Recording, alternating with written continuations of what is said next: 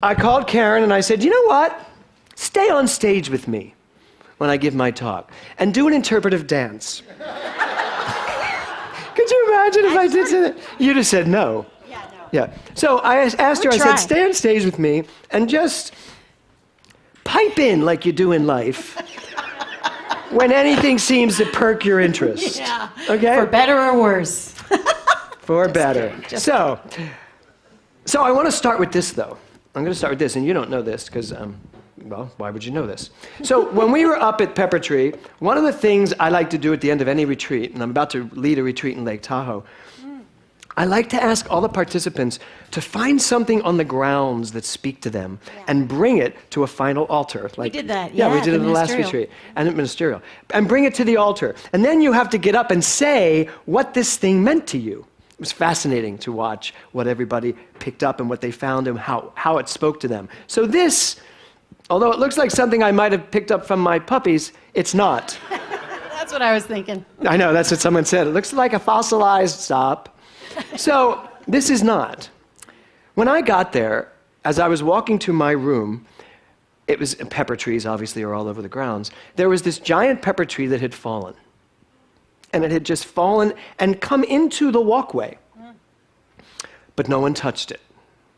And so rather than tear it out and chop it up and use it as fertilizer, which is fine because that keeps it going, they just left it there because that's where it landed.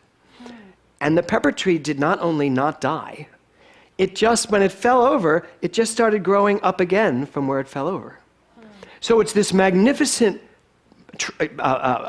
trunk with a gorgeous pepper tree that grew out of it. And I was so moved by this, and I got to walk past it every day, every time I left my room. I was so moved by it, I knew instantly that I had to find a piece of its bark that had already fallen off. I didn't go, give me that! Because it's been through a lot. And it doesn't need some random minister to come up and start stripping it. So, not that I'm random.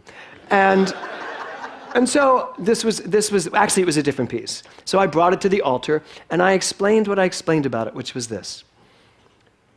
Surrendering means that you have the capacity to, no matter what happens in your life, to continue to grow, to continue to allow the true nature of yourself, which is constant evolution, constant growth, constant living, constant moving, to not be stopped by something like falling over. How many of you have ever fallen over? Gosh, yes. I've seen a lot of you do it. Yeah.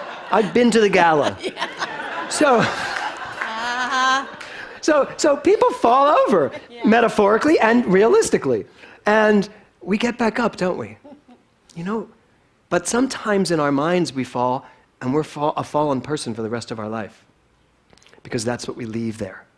And so as I was walking back to my room to leave, I was like, oh, at the end of the retreat, you're allowed to take whatever you want from the altar, not your own piece. So I knew my bark was going to go pretty quickly, and it did. It went away. So I got a different piece. I got Lori Savage's beautiful stick that she found, actually that fell on her head.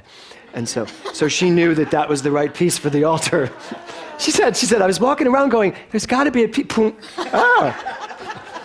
Sometimes the universe speaks to you, sometimes you speak to the universe. Sometimes it hits you in the head. Right, sometimes you eat the bear, sometimes the bear eats you. So I went and tried to find another piece, and I found the piece. So this piece now sits on my desk to remind me that I'm probably going to fall over sometimes. I may fall over.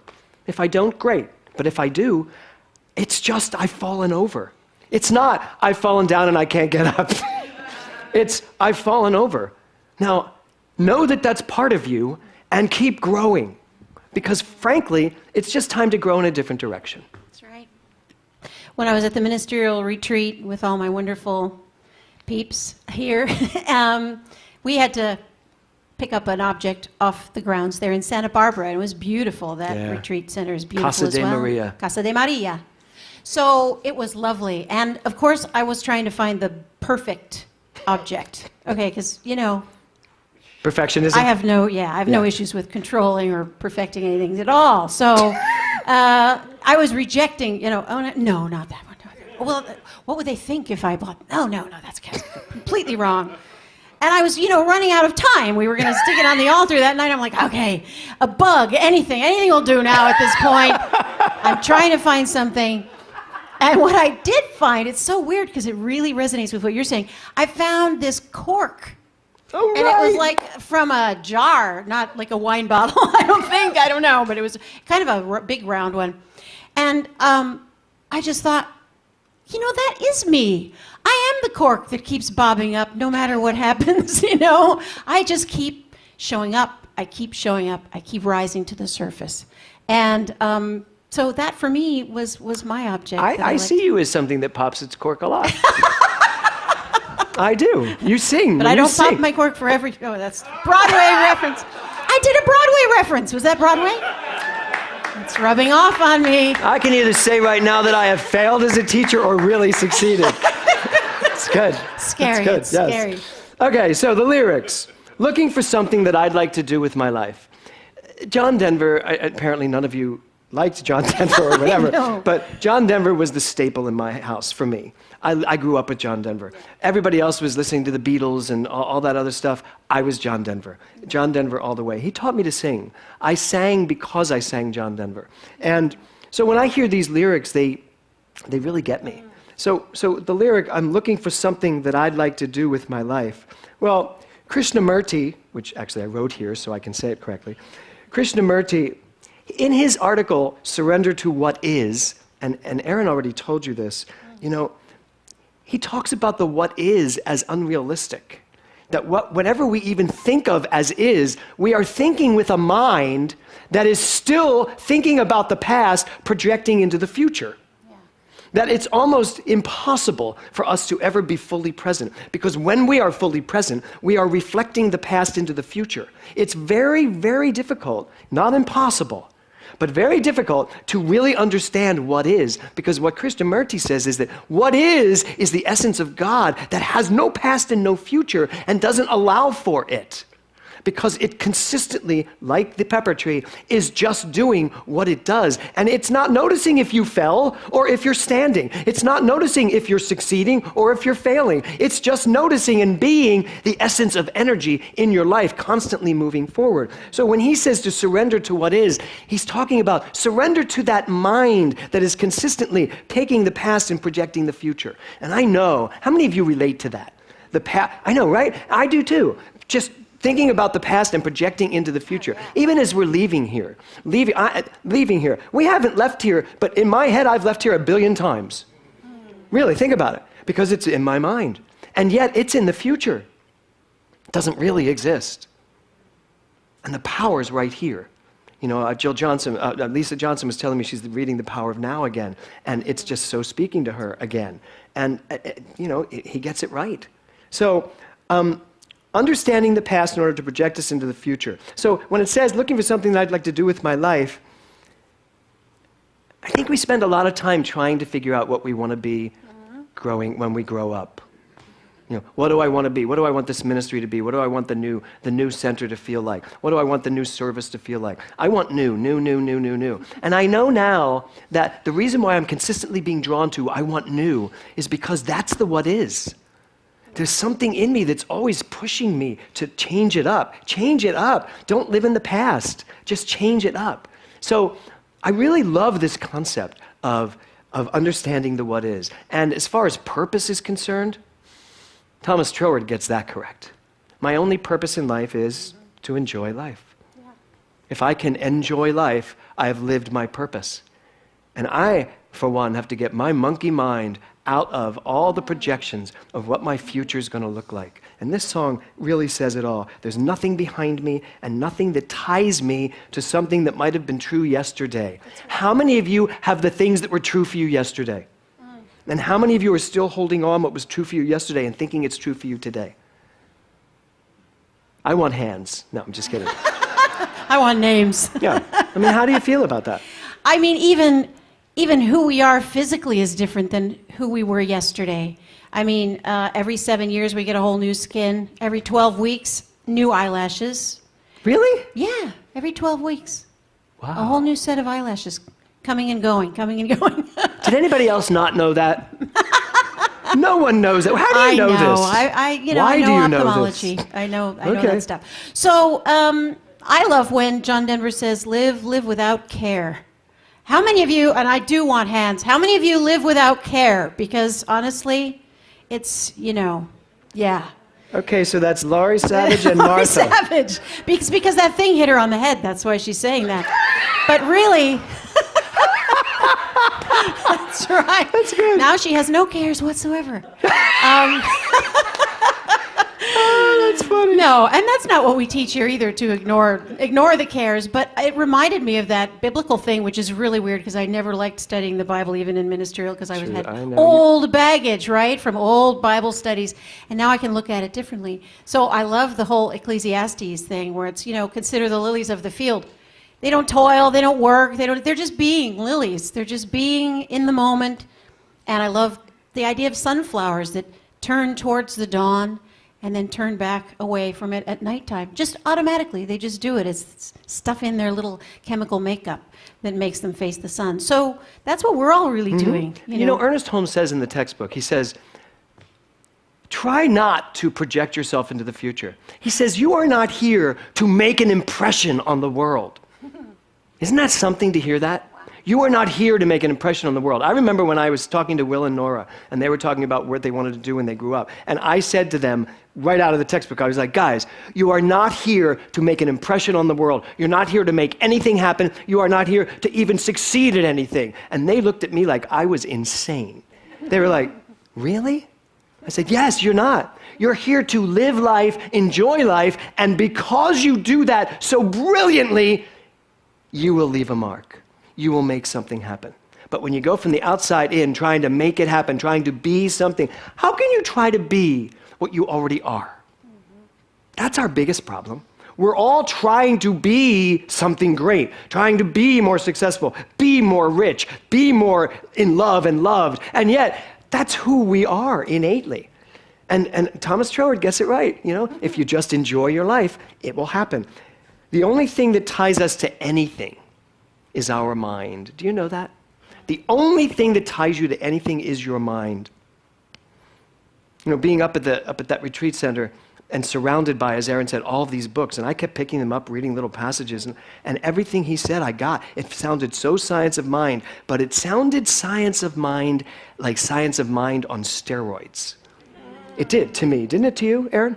Laurie? It felt like science of mind on steroids. It was like Krishnamurti said, Ernest Holmes got this right. Now I'm going to live it and tell you what it feels like. And I'm reading it and I'm crying, and it was just amazing. I woke up this morning at 5 o'clock. Well, when the dogs woke me up at 5 o'clock. After we walked them, I came back and read some Krishnamurti, and I thought to myself, oh my God, if I had read this 3 years ago, my head would be exploding and I'd have no idea what he was saying. So, next lyric. There's a spirit that guides me, a light that shines for me. My life is worth the living. I don't need to see the end. And do you know, for years I would sing that lyric going, I don't need to see it end. I did. I thought it was about death. Oh, wow. I was like, my life is for living. I don't need to die. I mean, it was a real drama song for me. And then I'm looking at these lyrics because I wanted to make sure we were going to sing the same lyrics. Yeah. And I was like, I don't need to see the end. Oh my God, it's the same thing we're talking about. It is. I don't need to project into the future. I don't need to see that. My life is for living. Just live it. Don't live in the future. And for God's sake, don't live in the past. So, do you want to say anything else before I ask my questions? Just, in practitioner training and in classes, I would sometimes hear the phrase that Ernest Holmes would say in treatment, begin with the end in mind. And that's different to what we're talking about right here. And it's not outlining how things are supposed to happen. Why is it different? Well, when we outline exactly how things are supposed to unfold, and they don't, they just sometimes don't unfold the way we think they're supposed to, we're really closing out that faucet of open, divine energy that's always flowing and bringing even more amazing stuff than we initially can even imagine. And since I'm about to start a new practitioner class this week with 11 amazing minds, I want to say that begin with the end in mind is not about the future. Right. Because the end in mind that you're going to begin with is the truth. And the truth is true in the present moment. We never treat in the future. It's not, and so it will be someday. Right. Have you ever heard us say that at the end of a prayer? And this is what I know, and this is what I know, and so it will be someday when that happens. Amen. Amen. No, it's in so it is. It's in the present moment. So to facilitate the weekend, I came up with 5 questions. And I decided to share them with you today so that you can take them with you for the week. These 5 questions were provocative questions meant to provoke a willingness to surrender to the answer. Not to make you go thinking the answer to this, but to surrender to something in you that actually knows the answer to this. And in fact, something in you that's asking these questions. So the first question was, why am I here? Now you can take that to mean, why am I here in this building today? Why am I here in this city? Why am I here in this relationship? Why am I here at all? But why am I here? And I'm not asking it in any specific way. I'm just saying the words. Why am I here? The second question was, what wants to know me? What wants to know me? The third question was, what wants me to release it? I just saw August almost faint. What wants me? I saw you go, ah. Yeah. What wants me? So you think I can't see you, but I can. What wants me to release it? The fourth question is, who am I to be in this world? And then the fifth question was, do I know how powerful I am? So again, why am I here? What wants to know me? What wants me to release it? Who am I to be in this world? And do I know how powerful I am? Those questions were asked whether we were in yoga, meditation. They were asked all during the 48 hours at the beginning of our events. They were even with dancing with the beloved that Aaron didn't want to tell you about. Yes, and nor am I. So dancing with the beloved, they were asked. And the answers that came up were pretty provocative. So if you play with these questions and just ask them, just ask them. Don't ask them trying to figure it out. Just ask them and see what comes up, because there was a moment. That's why I asked you to stay up here. I can lean on you. And there was a moment where I asked the question. Everybody was laying on the floor of the dance hall. I mean, dance hall. It was a meditation center, but this is a dance hall that night. And they're all laying prostrate on the floor, just laying there. And I started reading the questions. And I got to, what wants me to release it? And all of a sudden, in my whole body just got all tingly, and I hear the NoHo Arts Center. And I was like, oh, that's stupid. That's not it. But then I thought about it, and I went, we're all energy. It's all energy. This space wants to be something else now. It wants me to release it from my emotional bonds to it. This energy here, the new owner, what wants to happen in this building, the people that will come to enjoy whatever this becomes, that's the next. And in this present moment, all there is my ability to release it into the what is. And when I got it, I have to tell you, it still feels emotional, but I was done. I was like, all right, that works.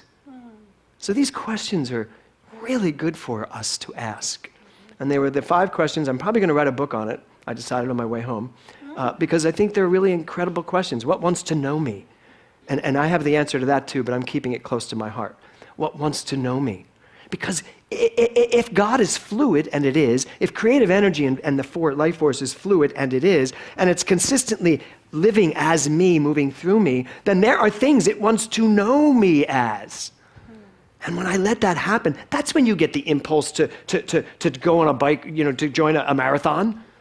It wants to know you as a runner. It wants to know you as a writer. When you get this great idea for a movie, it's like, that's it, Spirit wanting to know through you this great movie. That's true. We turn it into something else. We turn it into something we have to succeed at, something we have to accomplish.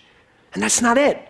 If we are willing to stand in the what is and let it know us, let ourselves know us, let me know myself at a very deep level, then everything just comes. It comes. And now I'm not having to figure it out. It's figuring me out because I gave it the opportunity to do so. So, do you have anything else before I do my closing? I was talking to a practitioner a week ago about that very thing and how sometimes the science of mind is known as the sort of I want to have it or I want to get it church, where it's like I need a new car. The science of mind people know how to do that. You know, they can manifest stuff for you. You know, I want more money in my bank account. I want a new car. And if you step back enough from the thing that you think you're wanting, there's always a feeling behind it. So what is it about a new car that is triggering a feeling in you? Well, what does it feel? Well, it feels like I'm prestigious. It feels like I'm successful. So doing that inner work first in here, as Dr. James said, the rest of the stuff that people sometimes come here to get just naturally flows from that. So what's in here shows up out there. A cousin of mine is doing CPR right now.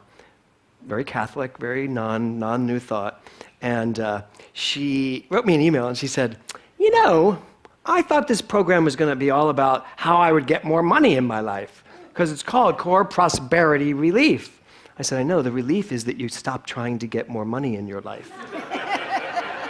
And she was like, wow, you should say that up front. I said, why? No. I said, if I do, no one will join. I said, so are you not enjoying it? She goes, no, I'm loving it. I had no idea I would actually find out who I was during this. I said, that's the whole point. Because when you know who you are, prosperity comes.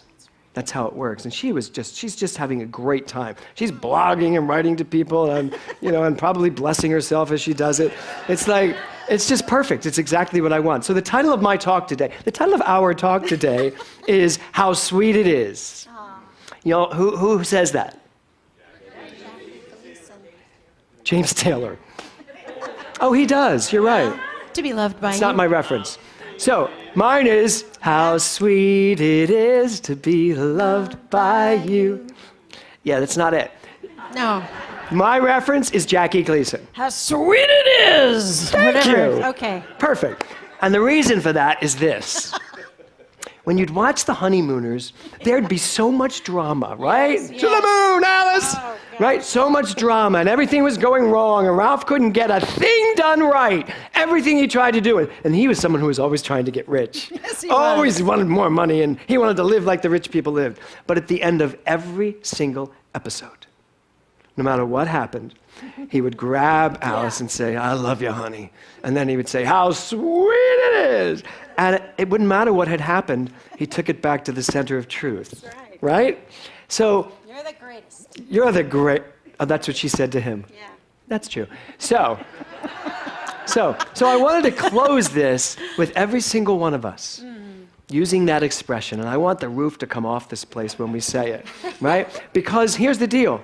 Everything I've talked about, everything we have talked about today, the idea of do not live in the past, don't bring the past into the future and literally leave yourself out of it. Just recognize that surrender is sweet. It is the only way to really get in touch with who you are and to let who you are get in touch with you. And that's really our primary focus. So you all ready to take this out? Yes? The words are, for those of you who have no idea, how sweet it is. I'm going to give you a count in, and then I will see if I'm happy with how you've done it. Are you ready? 1, 2, 3. How sweet it is! That was good. Could you do it better? See? Yes, good. Do you all want to come up and stand on a table and try it? Yeah. Well, you'll do that workshop with me someday. Okay, ready? 1, 2. Wait, no. No. We almost forgot. Oh, no. No, Karen. You're not going to make me go on I there, am. are you? Oh, my God. With my heels? Oh, Yep. God. Ready? You're going to let What it do out. I do? How Let it sweet out. it is. How sweet it is! How do you feel out there? Yeah. I feel How's powerful. that feel? Powerful. Okay, now all of us, you stay there. I'll stay we go. here. All of us, one more time. 1, 2, 3. How sweet it is! And so it is. Namaste. So it is. Good job. Okay.